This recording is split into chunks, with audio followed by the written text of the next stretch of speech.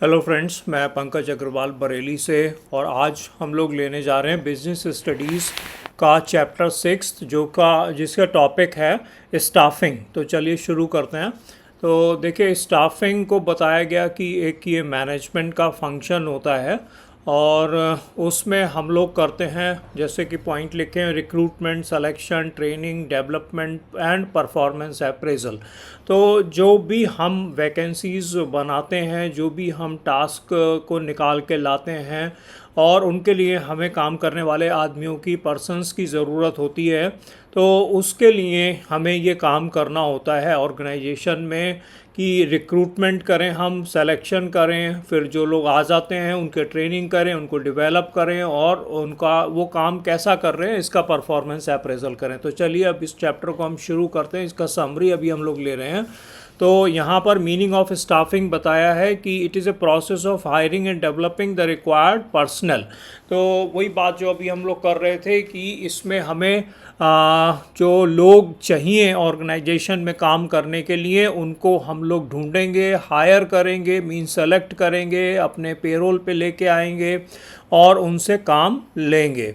तो इम्पॉर्टेंस की अगर हम बात करें तो वो देखिए, सबसे पहला पॉइंट है कि कॉम्पिटेंट पर्सनल हमें मिल सकते हैं। जब हम कोशिश करते हैं कि हमें बढ़िया पर्सन मिलें, उसके हम बहुत सारे मेथड्स लगाते हैं, तो फिर हमें बढ़िया एम्प्लॉयज़ मिल सकते हैं। जब हमें बढ़िया एम्प्लॉयज़ मिल जाते हैं, उनको हम ट्रेन भी कर रहे होते हैं, तो फिर परफॉर्मेंस भी उनकी इम्प्रूव होती है और ऑर्गेनाइजेशन की भी इम्प्रूव होती है। जो लोग ऑर्गेनाइजेशन में काम कर रहे होते हैं वो ऑप्टिमम यूटिलाइज हो सकते हैं, उनसे हम बढ़िया तरीके से काम ले सकते हैं।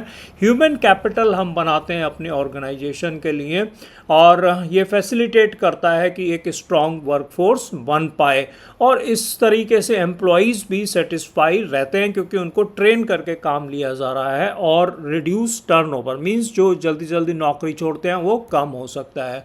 स्टाफिंग के प्रोसेस की बात करी गई तो देखिए, सबसे पहले है कि मैन पावर रिक्वायरमेंट का एस्टिमेट करा जाएगा। तो ये देखा जाएगा कि कितना काम है, किस तरीके का काम है, कितने एम्प्लॉयज़ चाहिए। फिर रिक्रूटमेंट करा जाएगा, means searching for potential candidates. हम ढूंढेंगे कि हमें कहाँ से अच्छे कैंडिडेट मिल सकते हैं। फिर वो सिलेक्शन किया जाएगा, मींस हम चूज़ करेंगे कि हमें अच्छे कैंडिडेट मिल पाएँ। फिर उनका प्लेसमेंट एंड ओरिएंटेशन होगा, मींस वो आएंगे और ज्वाइन करेंगे और हमारे ऑर्गेनाइजेशन के बारे में समझेंगे। एंड ट्रेनिंग एंड डेवलपमेंट उनका किया जाएगा, अभी शुरुआत में भी करा जाएगा, टाइम टू टाइम भी करा जाएगा। परफॉर्मेंस अप्रेजल, फिर वो काम करना शुरू करेंगे और हम देखेंगे कि वो कैसा काम कर रहे हैं। इसी बीच उनका प्रमोशन अगर ज़रूरत है, प्रमोशन, ट्रांसफ़र, करियर प्लानिंग, ये सारी चीज़ें भी स्टाफिंग में आएंगी। कंपनसेशन भी दिया जाएगा, मींस उनका सैलरी और बेनिफिट के बारे में भी डिसीजंस लिए जाएंगे। थोड़ा सा और इसको अगर हम समझें तो रिक्रूटमेंट के बारे में आ रहा है कि it is a process of searching potential candidates को सर्च करेंगे और उनको एनकरेज करेंगे कि वो अप्लाई करें। तो सोर्सेज क्या हो सकते हैं? इंटरनल सोर्सेज हैं, transfer, promotion, and external sources में आ सकते, कैंपस रिक्रूटमेंट कर सकते हैं, एडवर्टाइजमेंट दे सकते हैं, एम्प्लॉयमेंट एक्सचेंज एक्सेट्रा से हम लोग ला सकते हैं। सिलेक्शन की बात है तो सिलेक्शन का मतलब है कि हम एप्लीकेंट्स जो अप्लाई कर रहे हैं उनको स्क्रीन करेंगे, उनको छाटेंगे, उनको देखेंगे कि कौन से हमारे लिए सूटेबल हो सकते हैं। और इसका प्रोसेस अगर हम सिलेक्शन का देखें तो प्रिलिमिनरी स्क्रीनिंग की बात करी जाएगी और उसके बाद में एप्लीकेशन फॉर्म्स भी देखे जाएंगे। सिलेक्शन का टेस्ट हो सकता है, इंटरव्यू हो सकता है, रेफरेंस और बैकग्राउंड चेक कर सकते हैं, मीन्स हम पता कर सकते हैं कुछ लोगों से कि वहाँ पर अगर आपने काम करा तो कैसा काम करा। मेडिकल एग्जामिनेशन भी करवाया जा सकता है। उसके बाद में final selection and appointment letter की बात की जाएगी। ट्रेनिंग एंड डेवलपमेंट मींस जो एम्प्लॉयज़ अब सेलेक्ट हो गए हैं उनका ट्रेनिंग एंड डेवलपमेंट की बात है। तो ट्रेनिंग का मतलब ये है कि हम एम्प्लॉयज़ की स्किल्स को इम्प्रूव करते हैं और डेवलपमेंट मतलब कि हम फ्यूचर रोल के लिए उनको प्रिपेयर करते हैं। और मेथड्स क्या हो सकते हैं? On the job training means जब वो जॉब में है तो अप्रेंटिसशिप आ सकता है, इसमें कोचिंग है, जॉब रोटेशन है एंड इंटर्नशिप है।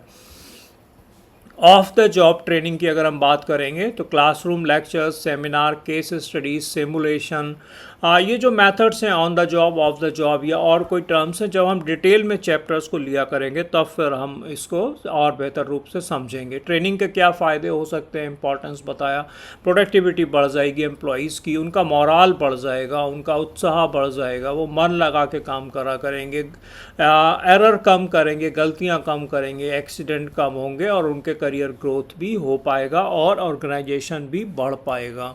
तो ये रहा चैप्टर 6 स्टाफिंग का समरी ओवरव्यू। मैंने जल्दी से ख़त्म करने की कोशिश करी, लगभग 5 से 6 मिनट में ये पूरा हो गया और इसको आप बार बार सुनिए। मैं ज़रूर चाहूँगा कमेंट बॉक्स में लिख के बताइए आपको इससे क्या फ़ायदा हो रहा है।